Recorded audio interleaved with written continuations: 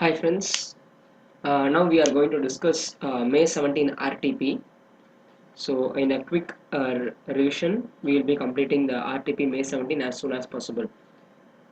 From the dividend chapter, the question asked, company declared dividend, many of the shareholders not claimed the dividend. What is the duty of the company? Also explain, can the unpaid dividend used for ordinary business transaction purpose of the company? Now once the company has declared the dividend, it has to be transferred to a separate bank account within a period of 5 days.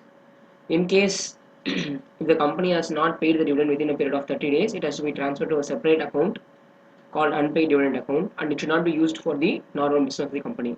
If they have not transferred to a separate bank account, that is unpaid dividend account, within a period of 7 days from the end of 30th day, 12% interest will be charged. So this question is on the 12% interest. Then books chapter. The company has 3 directors, out of which one is MD. The company is also having CFO, who shall sign the financial statements. Now, as per section 134 of the Act, in case if the company is having the MD and also it should be a public company. So, 2 directors. Okay, for first chairman should be given the preference. So, chairman or 2 directors, one of them shall be MD, and CEO if he is a director, CFO, and CS. In this question, they have MD and they have CFO, so both have to sign. Then, if the sign is not proper, they have to revise their financial statements according to section 131. Voluntary revision of financial statement is possible. So that is a new addition to the May 17 examination. You should add one more thing. So voluntary revision by board of directors, they should approach tribunal, because for the contravention of section 129 and 134 they have to go to the tribunal. Then the next question, CSR committee. CSR committee recommended an activity which requires approximately 5% of the net profit for last 3 years average. Can be spent? See, CSR maximum only 2% is mandatory. If you voluntarily spend extra, okay, that cannot be adjusted in the future. So in this question they are spending 5%, so the excess spend of 2% cannot be carried forward and all. So the question answer is they cannot be carried forward. Then public company having paid up capital 10 crores, is it mandatory to file statement through XBRL? All listed company and all other company having paid up capital 5 crores or more, turnover 100 crores or more, has to file mandatorily XBRL format. AOC for XBRL has to be filed. And companies like banking, insurance, power sector, NBFC companies are exempted from this. Then audit and auditors.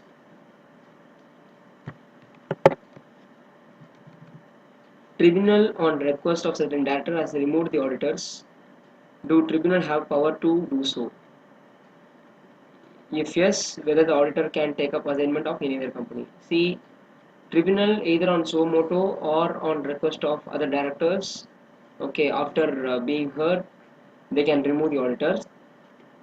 In case they are removing the auditors, then they are removed for a period of 5 years, so they cannot take up assignment in any company for a period of 5 years.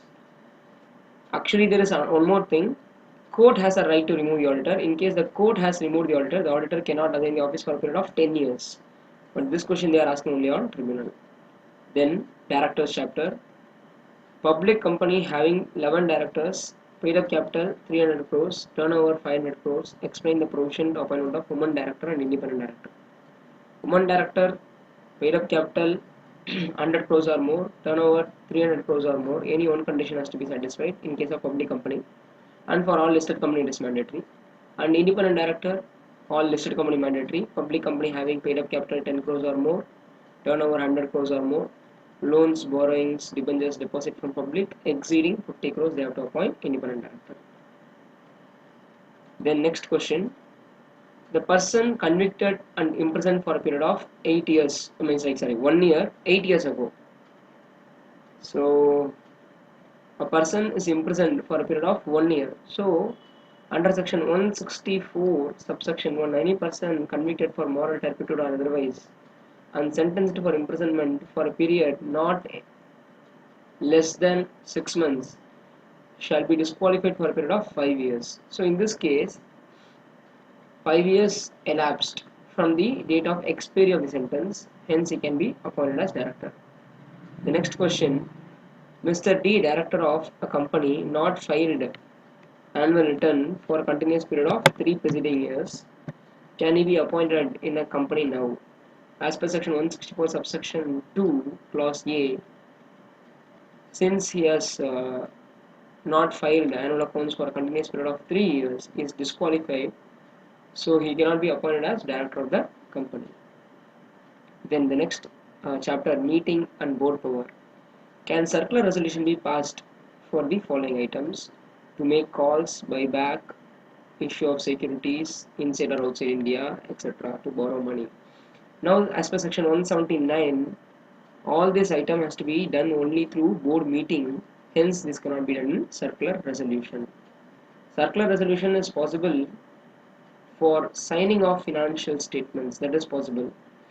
Signing of financial statement is possible in circular resolution, but the same signing of financial statement is not possible in video conferencing. So people should not confuse with video conferencing and circular resolution for the item which can be done in circular resolution.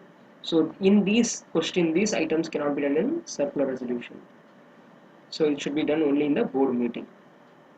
Then the next chapter, remuneration.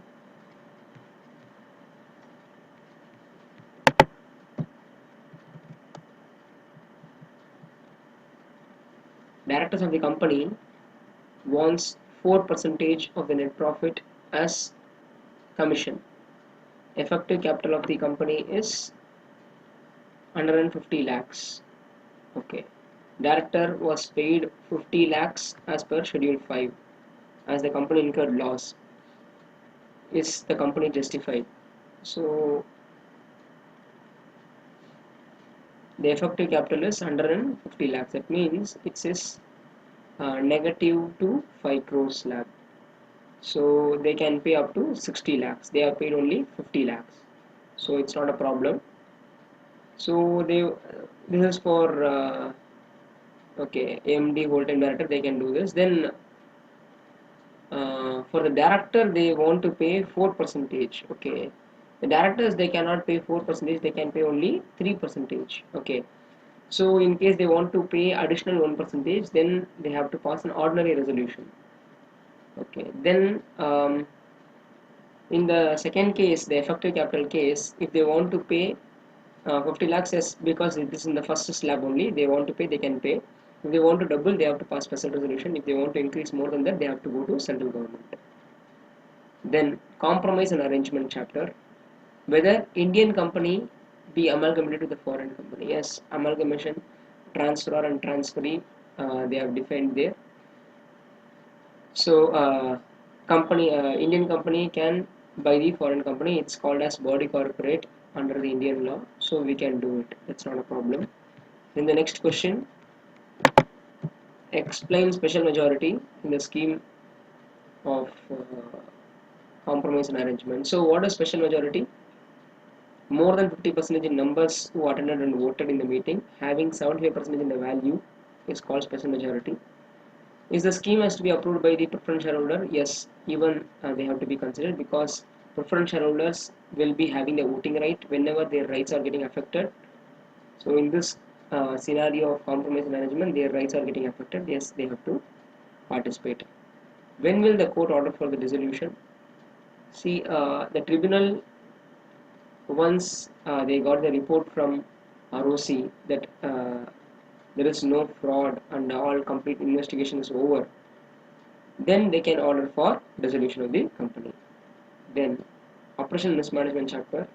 State the action taken by tribunal when operation is proved. See, tribunal will be appointing a director. Tribunal will be appointing a director to scrutinize the operation mismanagement and come out with a clear picture.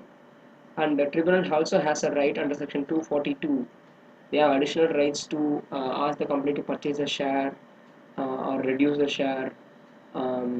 They have a right to remove the director and any changes in the MOA, OA. So all these rights the tribunal has. So this 242 section. Then winding up. Company has winding up order from the court. Mr. A sold his shares uh, in last 1 year before. So whether they have to pay any partly paid up amount. See, this is question relating to list B contributory. List B contributory is the person who sold a share in last 1 year to list A contributory. But if he sold the shares before 1 year, then he will not be considered as list B contributory. So in this question, it's more than 1 year since he sold the shares, so he will not be even considered as list B contributory. Then next, foreign company chapter. Authorized person of the foreign company failed to furnish certain documents. What is the penalty? So if they fail to furnish any documents, then under section 391, 392 they will be having a penalty. It's like 50,000 rupees per day and 1 lakh to 3 lakh rupees the single fine, and continuous is 50,000 rupees per day. Offences and penalties chapter. Whether court can take cognizance of offence based on media comments on its own. So this given question is on 439 section, where the court cannot take cognizance of offence of its own. They have to get complaint from shareholders, ROC, central government or SEBI. So in this question, it is not possible for the court to get suo motu cognizance of offence. Then the next question, directors have done non-compoundable offence. Can they get relief? Yes, this question related to section 463. Even if it is a compoundable, non-compoundable offence, but if it is not through fraud, so if it is not a fraudulent case and the case is pertaining to the Companies Act, then the court has a right to grant relief for their non-willful act. They prove that they are in good faith only. They have not done anything fraudulently, the breach of trust or misfeasance. So they can give relief. Then next SEBI chapter. Condition for rights and public issue. See, rights issue, public issue, both it cannot be done by a person who is debarred by the SEBI. The person controlled by the debarred person also cannot come. Unless the shares are dematerialized, they cannot come. There should not be any willful default in payment of dues. Then they should have arranged the finance properly. So this is the case for rights and public issue. Then next question, grounds on which complaints can be raised against the stockbroker. Like he is charging excess brokerage, he is not delivering securities on time, he is not entering into the contract note. These are the complaints that can be raised against the stockbroker. Then SCRA, central government power to supersede the governing body. Yes, central government has a right. In case the stock exchange governing body they felt they are not competently performing, then after giving opportunity of being heard, they can be removed by the central government. So they can remove the governing body and they can appoint some other person in their place. FEMA, person stayed in India more than 180 days in the last year, and so this is last to last year they stayed more than 180 days, and in last year they stayed less than 180 days. So see, for FEMA, for residential status, you should see the last year. For example, in last year he stayed less than 180 days, so in the current year he will be non-resident. In last to last year he stayed more than 180 days, so last year he is a resident. Then the next question, for studies and stay, a person draw 50,000 US dollars. For studies and stay, a person can draw up to 2,02,000 US dollars per annum. Then the next one, competition. A member got removed from Competition Commission by central government. He challenged that central government has no right. And on what grounds he got removed? Financial interest. See, central government has the right to remove a person in case if he acquired financial interest or abused his position, and if he is acted detrimental to the interest. So with the approval of Supreme Court, they can be removed by central government. So in this question, the person contending that central government has no right is invalid. Then the next question, RBI terminate the director of the bank. See, RBI has the right to terminate the director of the bank after giving opportunity of being heard. If he want to go for an appeal, he has to go for an appeal within a period of 30 days. And this order, the person who got removed, no, he cannot be appointed in any bank for a period of 5 years. Then, can RBI appoint additional director? Yes, they have a right to appoint additional director. In case RBI appoint additional director, they have to hold office for a period of 3 years. What is financial asset definition of surfacing? It is very, very important. So you have to read line by line of RTP. So financial asset now it includes even intangible asset they got included, leases they got included now, hire purchase is included now. So any kind of receivable, secured or unsecured, mortgage, hypothecated, tangible asset, intangible asset, everything has been included in the financial asset definition now. Then assets not covered under surfacing, this agricultural land, then when it is less than 1 lakh rupees outstanding, and they have already paid 80% of the loan taken, that is only 20% is outstanding. Then ship, aircraft, those things is outside the purview of surfacing. Then prosecution in surfacing. Prosecution in surfacing will be dealt in by the so this is prosecution in PMLA. So it's not surfacing, it's prosecution in PMLA.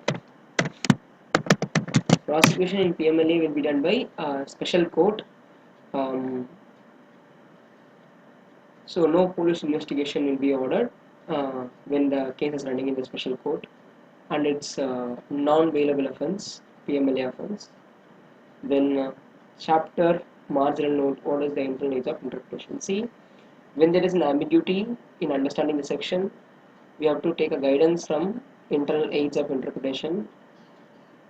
So chapter heading will give you a guidance in understanding the section, and marginal note will be giving guidance in understanding the section. Marginal note is the heading of the section, and chapter is the heading of the entire chapter. Now they act as an aid, and they cannot override the section meaning. So section is always having the weightage here. It's only an aid of interpretation. Chapter is a group of section which has a similar which is dealing in a similar thing. So that is what it is. Now this is all RTP 17. Now according to me, the new question I can say is in dividend chapter they asked a new question, that is unpaid dividend, the 12% interest, somewhat new. I think they won't have the same kind of in the practice manual. Then that 134 read with section 131, that is revision of financial statement for not properly signed by the directors. That is one good question. And this financial asset question is a tricky question that may be asked. So baki all everything is there in the practice manual, I think, and that's all. So all the best.